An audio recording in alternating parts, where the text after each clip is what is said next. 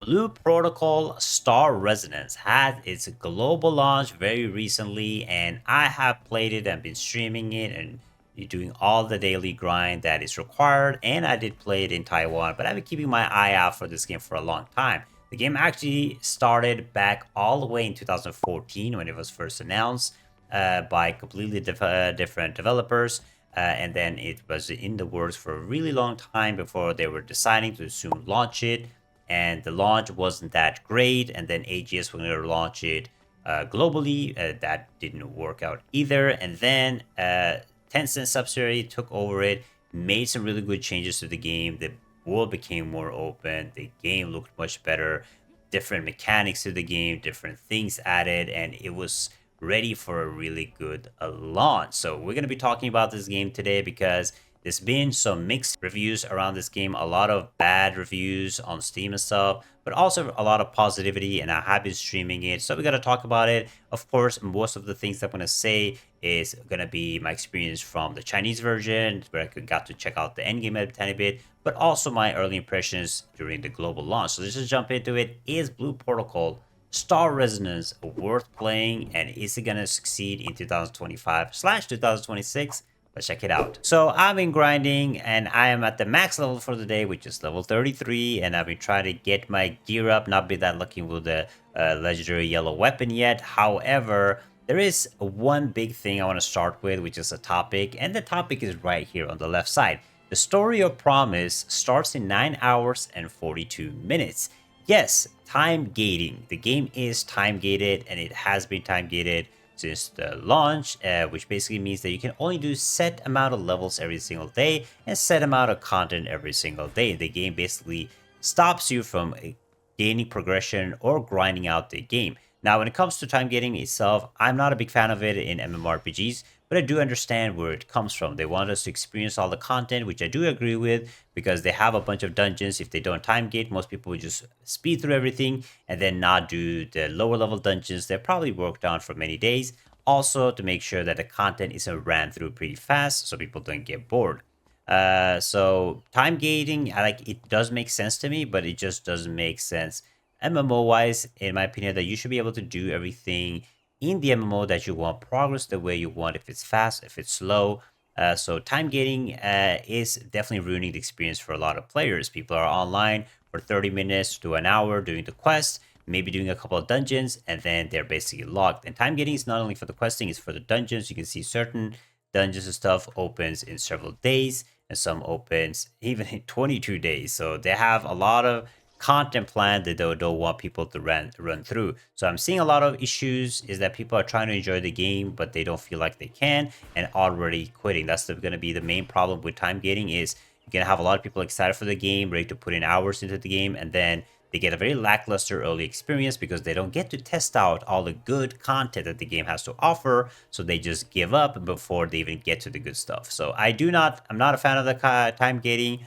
Makes the game, in my opinion, pretty dull and uneventful, and it lets you basically gives you a reason to put the game down.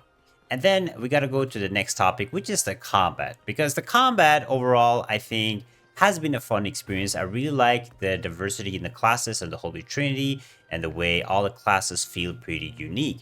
However, there are definitely some issues with each of the classes when it comes to certain classes not being able to move while using certain skills and having pretty few skills in the first place. Well, the combat does feel good at times though, like the skills feel fluid and the combat itself feels very fluid at times, but just a few skills and the certain of the cooldowns and the combinations just feel very lackluster at times. And I'm not gonna lie, the auto combat experience, because it is a mobile crossplay with PC MMO, the auto combat does make it look like, especially when you're running around the world, that everybody is a bot. And I'm not a big fan of it, so it just feels very mobile-y.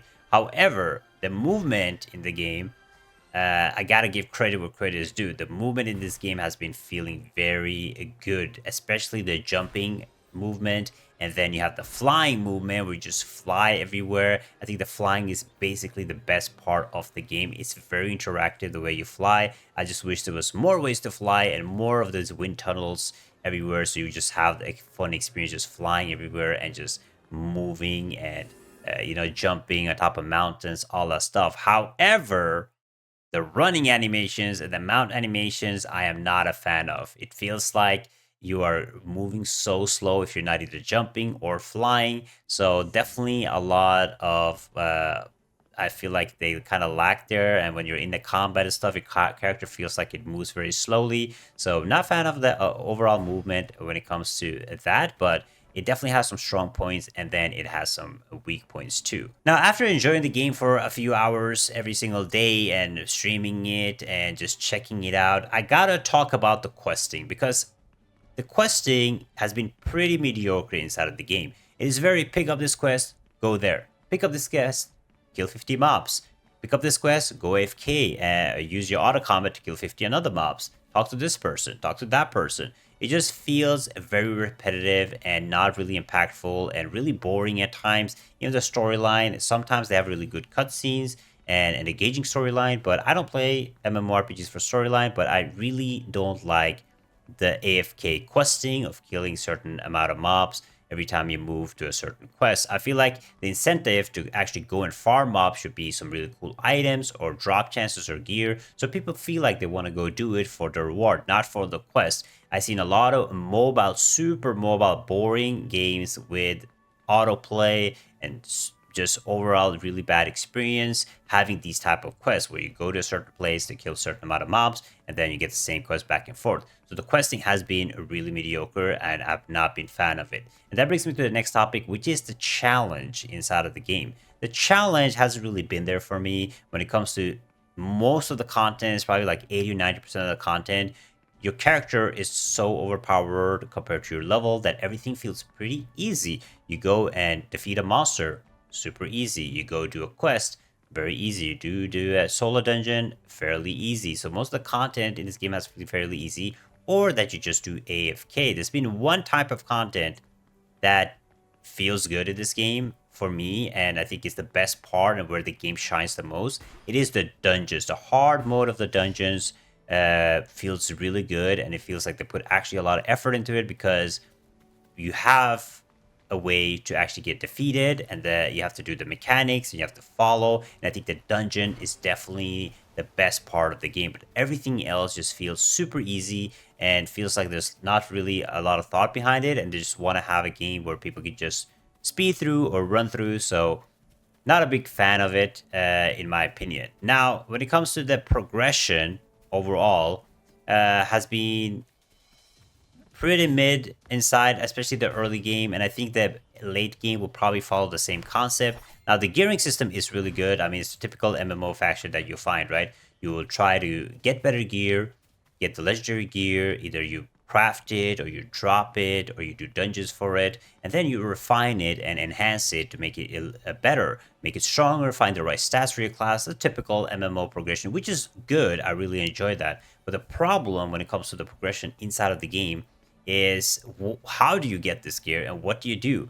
Right now inside of the game, what most people are doing is either they're farming the same dungeon over and over and over and over and over and over again, or they're sitting at the wall boss, trying to get a loot of drop, changing channels, dropping loot, changing channels, dropping loot, changing channel, dropping loot. That's all they do inside of the game, which is very tiresome. And honestly, it shouldn't be the way you progress in an MMORPG. There should be several ways for you to obtain gear, but the best way to you upgrading or obtaining a gear is running the same one dungeon or farming these bosses over and over again just so you can get a little bit of upgrade. Feels like there wasn't really much thought behind the progression at all. And I'm hearing that the end game progression is going to be very similar to this, where you're just going to be doing bosses, swapping channels, or doing dungeons, the same one over and over again, so you can get your loot. So not been a fan of the dungeons or progression so far when it comes to loot. And that makes me talk about the matchmaking, guys. The matchmaking in this game is, if you are enough level, the ability score is high enough to reach the dungeon, you can actually matchmake into a lobby. But let's say you don't have the required ability rank points, right? And you try to make a party. So you put up a party board, you enter inside, and when you're trying to put up a party board, first of all, the labeling is really bad because you're trying to find a healer, DPS, and a tank. And I would hope after so many years of development, a simple quality of life fix would be to just make sure that the team and the matchmaking system works really well.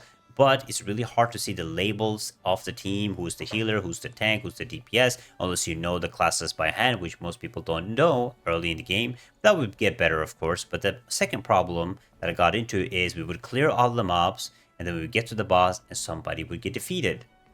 We would get defeated, and then somebody would leave the party. Can you just invite somebody to the party board or to the matchmaking? No, since you're below the level, you can't do anything. You have to remake the whole party, remake the whole dungeon just because the person leaves.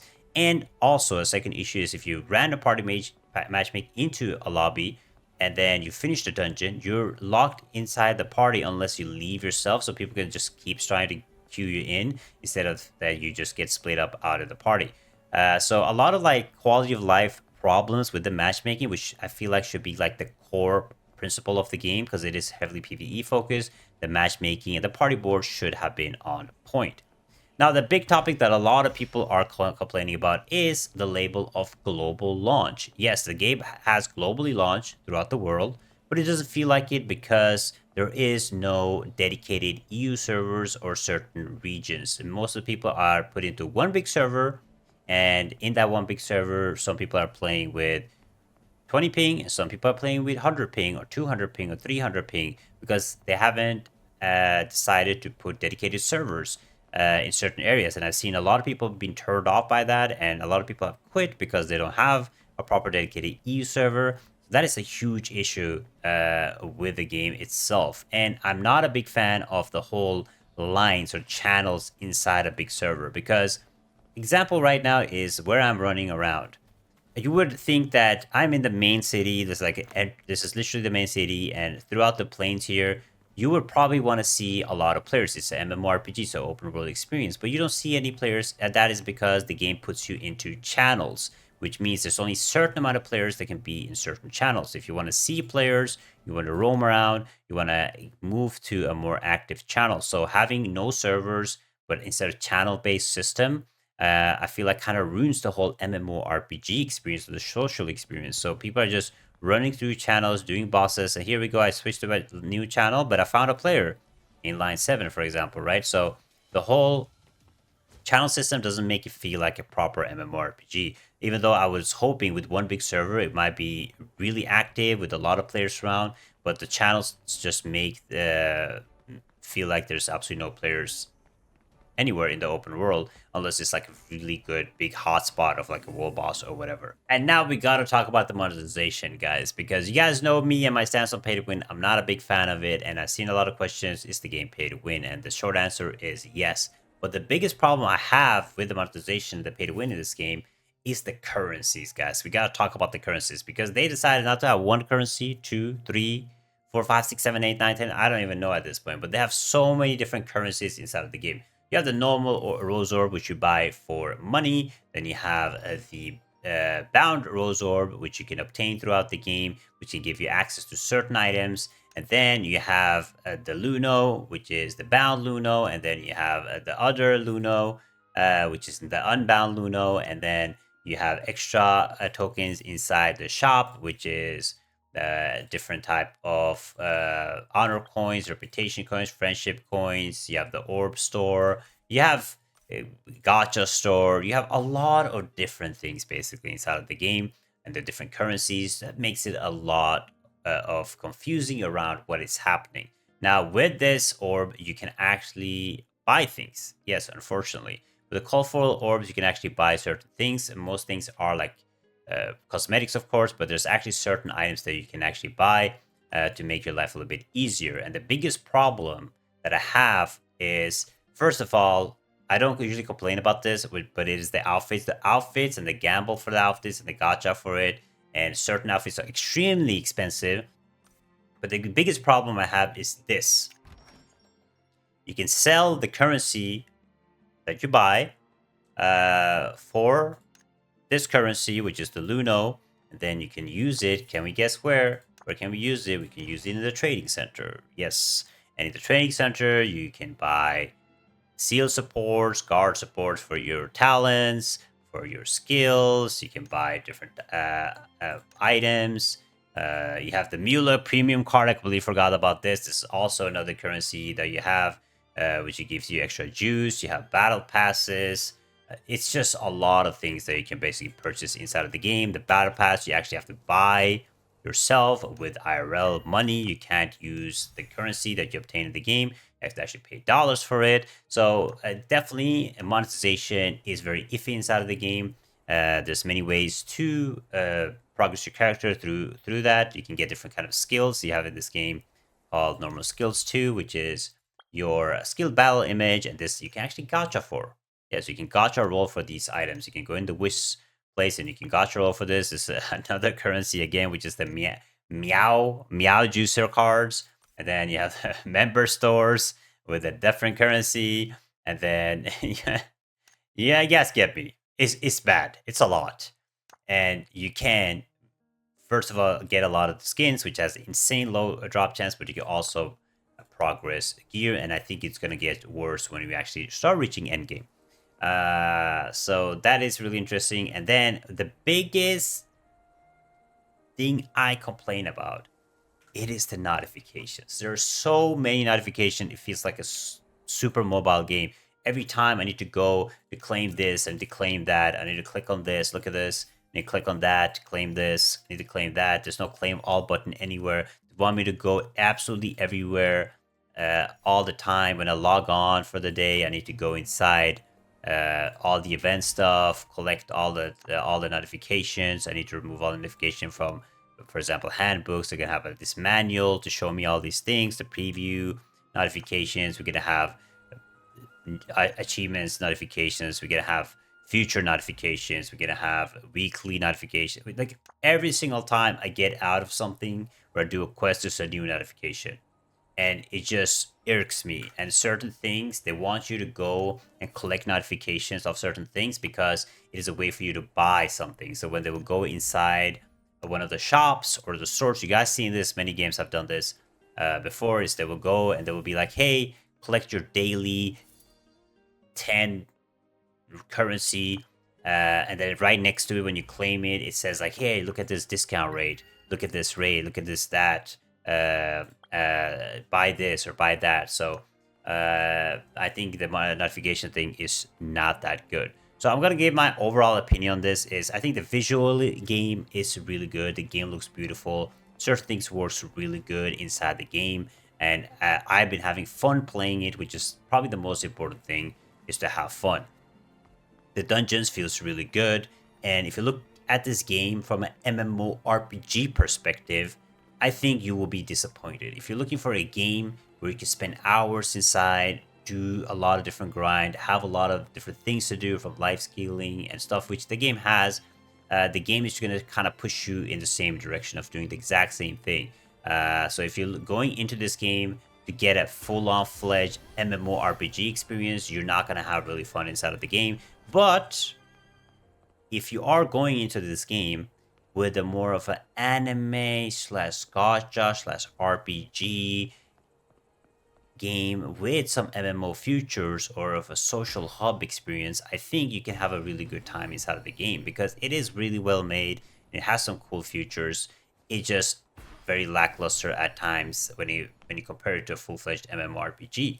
And it's really, it's unfortunate with all the auto features that the game has. It just feels like when I move around at places, it just feels like there's bots everywhere because we are made ourselves into bots with the auto combat feature. However, the game is a really fun anime style RPG game, but I wouldn't call it MMORPG. But if we are going to call it MMORPG, I just don't think it will rank that well. So I'm going to give it a full-on, if it's a RPG gacha game that you want, like an anime style RPG game with MMO features, I think this game is probably one of the best out there. Give it a probably 7 or 8 out of 10. But if you look at it as an MMORPG perspective, I think you're going to be disappointed. I'm going to probably end up giving it a 4 out of 10. But that is my overall breakdown of it. Of course, things will change when we dive deeper into it or we get to the end game, and maybe big updates will come and things will change. But for now, it is a fun experience, but I just don't think the game it's gonna have a long-lasting shelf life. I think I'll probably give it a month or two, and I think we'll lose a lot of its population. I think the dedicated players that have come to this game for the anime, gacha style aspect of it and the simplicity of an RPG game, I think they're going to stay with the game, but more MMORPGers will probably leave pretty early. But thank you so much for watching. Check out this video right here, and I'll see you guys next time. Bye-bye.